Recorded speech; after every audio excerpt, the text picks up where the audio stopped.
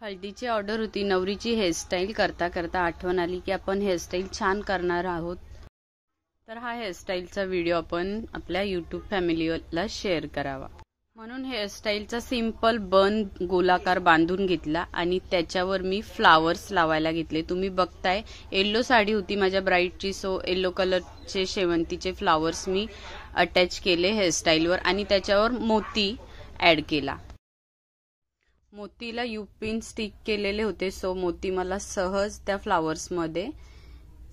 फ्लावर्समध्ये टोचता येत होतं. तर शेवंतीच्या फुलाच्या साईडला मी जिप्सीची फुलं, जास्त नाही थोडीशी हलकीशी फुलं ऍड करत होती आणि शेवंतीचं फुल आणि शेवंतीच्या फुलावर मोती.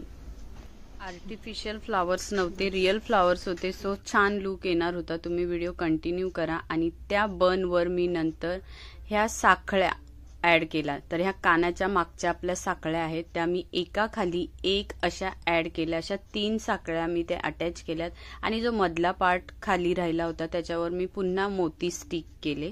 आपले युपिनचे मोती होते, सो मी ते एक स्टिक केले.